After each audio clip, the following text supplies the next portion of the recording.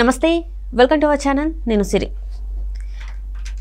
Gudivada engineering కాలేజ్లో అయితే మనం చూస్తున్నాం. అంటే ఇది అమ్మాయిల హాస్టల్లో వాష్రూమ్స్లో అయితే కెమెరాస్ అమర్చిన విషయం అయితే ఇప్పుడు ఆ వార్త పెద్ద దుమారం రేపుతుంది. అయితే దీని వెనకాల కొడాలి నాని అనుచరులు ఉన్నారనే వార్తలు అయితే బయటకు వస్తున్నాయి. మరి ఇందులో ఎంతవరకు వాస్తవం ఉంది ఏంటి అనేది మనకి వివరించడానికి మనతో పాటు ఉన్నారు ప్రముఖ సీనియర్ జర్నలిస్ట్ జగదేవ్ గారు.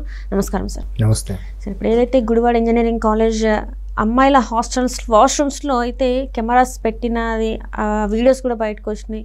300 పైగా వీడియోస్ ఉన్నాయని చెప్పేసి అండ్ పోలీసులు పట్టుకుంటే కొడాలి నాని గారి పేరు వాళ్ళ అంచెల పేర్లు బయటకు వస్తున్నాయి. మరి ఇందులో ఎంతవరకు వాస్తవం ఉందంటారు? మరి ఇక్కడ వ్యవస్థ అలాగ నడిచినప్పుడు ఎవరికి కూడా పట్టపగ్గాలు లేవు, ఎవరికి కూడా పాపభీతి కానీ భయం కానీ లేదు. రెండవది, కొడాలి నాని గారి అనుచరుడు తనకు కుమారుడే ఈ రాద్ధాంతం అంతా చేశాడు, ఎంత సిగ్గుమాలిన పని చేశాడు అని చెప్పొచ్చు ఒక విధంగా. ఈ విషయం కొడాలి నాని గారు అనుచరుడిగా ఈ వీడు కాళ్ళ దగ్గరేసుకుని తిరిగాడేమో. ఆ సదరు వ్యక్తి ఎవరైతున్నాడో సమ్ ఎక్స్, ఆ ఎక్స్ కుమారుడు ఈ విజయ్, అది అబ్బాయి పేరు. సో అందులో కొడాలి నాని ప్రమేయం ఉండొచ్చు, ఉండకపోయి ఉండొచ్చు. నెంబర్ 1. నెంబర్ 2, ఆయన ఇట్లాంటి చిల్లరగా ఎందుకు చేస్తాడు? పెద్ద పెద్ద దందాలు చేసుకుంటాడు. కానీ తరువాత గత ప్రభుత్వంలో నేను ప్రతిసారి అదే చెప్తున్నా, గత ప్రభుత్వంలో చాలా మంది పక్కతో పట్టడానికి ఇట్లాంటి సిగ్గుమాలిన పనులు చేస్తూ డబ్బులు సంపాదించుకోవడం కోసమే కదమ్మా అవి వీడియోలు అమ్ముకోవడం కూడా. ఇట్లాంటి ప్రక్రియలకి సిద్ధపడడానికి కారణం గత ప్రభుత్వంలో పైసలు అమౌంట్ ఎర్న్ చేసే పథకాలు కానీ ప్రాజెక్టులు కానీ అభివృద్ధి కానీ జరగలేదు. ఎంతసేపు మేము పథకాలు ఇచ్చేసాం, నవరత్నాలు, అందరూ హ్యాపీ, అందరూ జై జగన్ అన్న అంటున్నారు. ప్రతి పేదవాడు 3 పూట్ల తింటున్నాడు. ఇవే పబ్లిసిటీ యాడ్లు తప్ప ఎవరికి కూడా పైసా దొరకలే. ఎలా దొరుకుతుంది? ఒక ప్రాజెక్ట్ వచ్చింది, దాంట్లో కమిషన్ ఎంత, దాంట్లో షేర్ ఎంత, లేదా దానికి ల్యాండ్ ఇచ్చినందుకు వాడికి ఎంత లంచం, ఇలాంటివి నుండి దొరుకుతుంది. లంచం రూపంలో, మీరు అంటున్న గిఫ్ట్ రూపంలోనో కమిషన్ రూపంలో. అవేవి లేనప్పుడు వీడియో పక్కగా అనుచరుడుగా ఉండి జెండా పట్టుకుని తిరిగితే ఏమి ఇస్తాడు? నెల వచ్చేసరికి ఆ కొడాలి నాని గారు ఎంతో కొంత జీతం రూపంలో ఇస్తున్నారేమో, లేకపోతే అది కూడా లేదో వెంట తిరుగుతున్నాడు కాబట్టి నీకెందుకు నేను చెప్పి తీసుకో అని అంటాడేమో. చెప్తున్నాను మాటకి. అవన్నీ లేనప్పుడు ఏం చేస్తారు? ఎట్లాంటి అడ్డదారులు తొక్కుతారు. ఆ అడ్డదారి తొక్కినప్పుడు ఆడిని చూసి కొడుకు కూడా ఏం చేస్తాడు? మా నాన్న అట్లా అడ్డదారి తొక్కుతున్నాడు, నేను కూడా ఆయన పేరు చెప్పి. జనరల్గా ఎలా ఉంటుందంటమ్మా, అసలేనోడికి ఎప్పుడు అంత పొగరు ఇది ఉండదు. బట్ అసిస్టెంట్లు ఉంటారు, లేదా పక్కన ఉంటారు, వాళ్ళు ఎక్కువ హడావుడి చేస్తుంటారు. సార్ వస్తున్నా తప్పకుండా చూడు బిల్డప్ ఇస్తుంటారు. ఇప్పుడే అబ్జర్వ్ చేశారా? ఆ కొంతమంది గన్మెన్లు కానీ లేదా కొంతమంది అనుచరులు ఈ వైట్ అండ్ వైట్లో ఉండి అయ్యగారు వస్తున్నా తప్పకుండా అని అంటే వాడి పేరు చెప్పి వీడు బయట బిజినెస్ చేసేస్తూ ఉంటాడు. సో అట్లాగా మా కొడాలి నాని గారు వాళ్ళ ఇంటికి మేము వెళ్తుంటాం. ఇప్పుడు ఆ కుర్రోడు ఎవడైతే ఉన్నాడో ఎట్లాంటివి చెత్త పనికి పూనుకున్నాడో వాడు చెప్తుంటాడేమో కాళ్ళ దగ్గరేసి, అరే నేను కొడాలి నాని గారి తాలూకా మా ఫాదర్ వాళ్ళ ఇంటికి వెళ్తాం, రెగ్యులర్గా వెళ్తుంటాం, పూజ చేస్తుంటాం, అదే భోజనం చేస్తుంటాం అంటే మామూలుగా ఇప్పుడు ఫంక్షన్లో చేసినా మీరు రెగ్యులర్గా మాకు బాగా చనువు అన్నట్టుగానే చెప్తారు. సొసైటీ అలాగ ఉంది. దానికి మా పలానాలతో వాళ్ళకి ఎందుకు లేరా, వాడనక బ్యాక్గ్రౌండ్ ఉంది, పోలీసులు కూడా వాడిని ఏమనరు, లేకపోతే రౌడీ షీట్లు కూడా వాళ్ళని ఏమనరు అని చెప్పి భయపడతారు.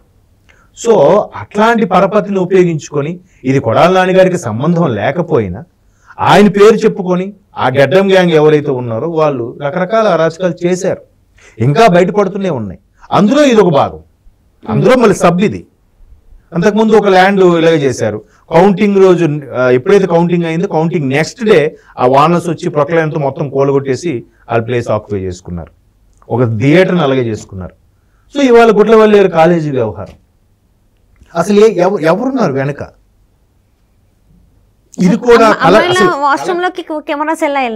వెళ్ళాయంటే ఖచ్చితంగా వీడి తాలూకు మనిషి ఎవరు అక్కడ ఉండి ఉంటారు. అంటే ఆడవాళ్ళే అంటారు. ఆడవాళ్ళు అవ్వచ్చు, అక్కడ హౌస్ కీపింగ్ చేసుకునే వాళ్ళు అవ్వచ్చు, వంట వాళ్ళు అవ్వచ్చు, లేదంటే వార్డెన్ అవ్వచ్చు, ఎవరైనా అవ్వచ్చు, లేదా వీడితోటి విద్యార్థిని ఎవరో అయ్యిండొచ్చా అనేది ఎక్స్పెక్ట్ చేస్తున్నారు. పూర్తి స్థాయిలో కూడా తెలియదు. ఆ విద్యార్థిని ఏమి చేయకూడదు, ఈ అందరు విద్యార్థులు తీసుకొచ్చి వదిలేయాలంతే. అదే న్యాయం. ఇప్పుడు మళ్ళీ వెంటనే ఆమె ముసిగేసి ఇక్కడ వరకు కళ్ళ కట్టేసుకొని పోలీసులు తీసుకెళ్తారు, ఎవరు తెలియదు అయిపోయింది. కేసు ఏదో వస్తుంది, ఒక 2 నెలలు 3 నెలలు జైల్లో ఉంటుంది, మళ్ళీ బెయిల్ బయటకు వచ్చేస్తుంది, మళ్ళీ మామూలు. ఈసారి అప్పుడు అమ్మాయి బయటకు వచ్చి ఏం చేస్తుంది, అటువంటి పని పూనుకుంది కాబట్టి ఈసారి పెద్ద పెద్ద ర్యాకెట్లో నడుపుతుంది. అదే ఇలాంటి వాళ్ళు బాగానే ఉంటారు, కానీ ఆ వీడియోలో ఉన్న వాళ్ళ పరిస్థితి ఏంటంటారు?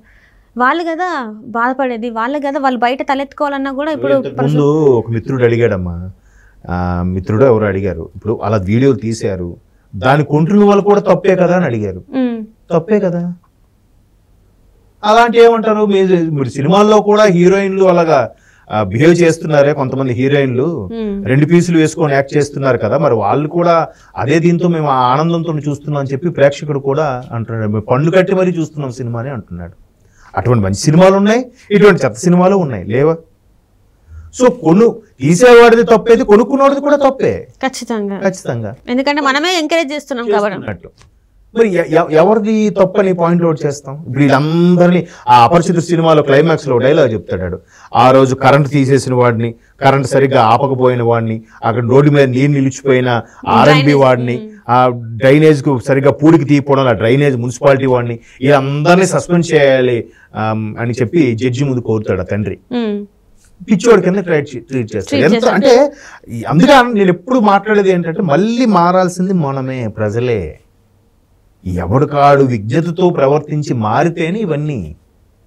అరే వీడియోలు వచ్చాయంటారా, అరే నీకు ఇష్టమైన గర్ల్ ఫ్రెండ్ కూడా ఉందిరా అని వాడు చెప్పాడేమో, అదైతే దీనికైతే బిజినెస్ చేసుకున్నాడేమో, అక్కడ కొనుక్కునేవాడు కూడా తప్పే.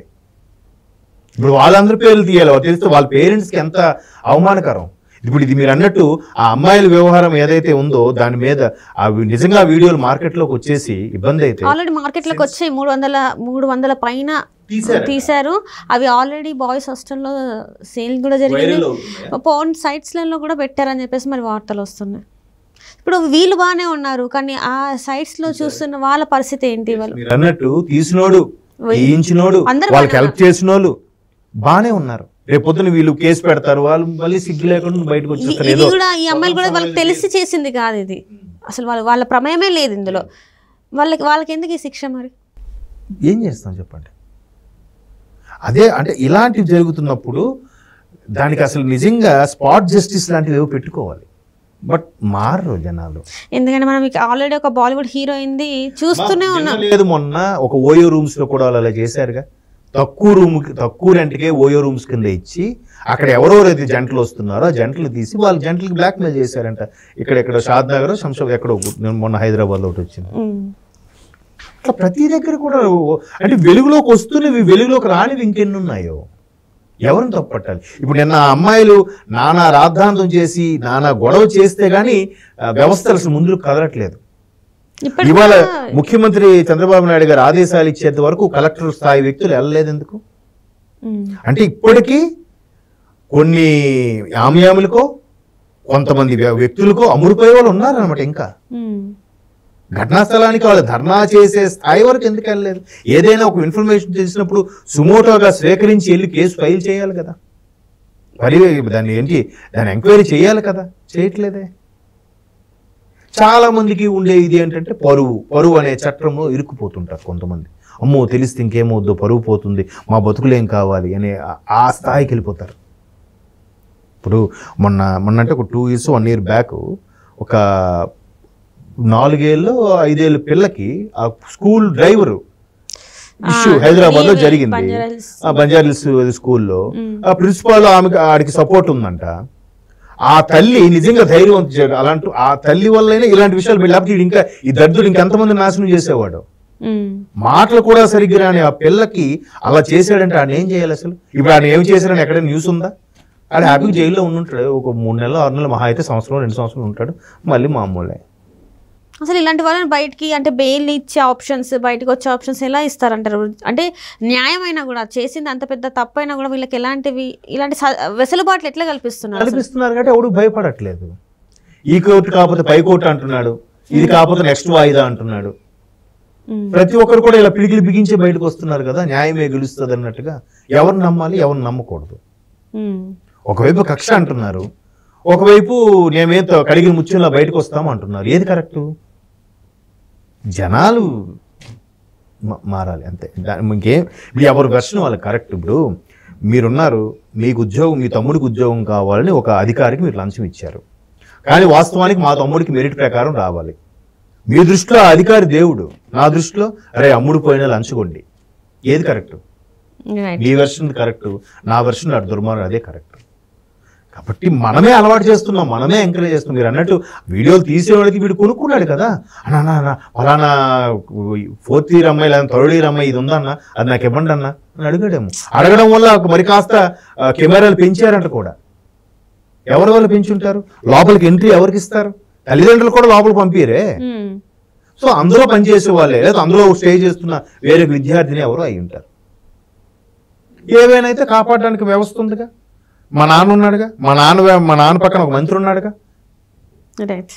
ఆ ధైర్యం మంత్రి కొడుకులైనా మంత్రి అనుచరులైనా ఇంకెవరైనా కూడా వాళ్ళకి కఠిన శిక్షలు ఉంటే మేబీ ఏమన్నా ఇప్పటికైనా సొసైటీ ఏమైనా మారుతుందేమో అని అనుకుంటున్నాను. కానీ ఇట్లాంటి చట్టాలు వస్తాయని అసలు అనుకోవట్లేదు.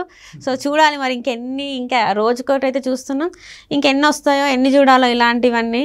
మన 4 గోడల మధ్యన కూర్చొని నిట్టూర్పులు తప్ప ఏమి చేయలేని పరిస్థితి.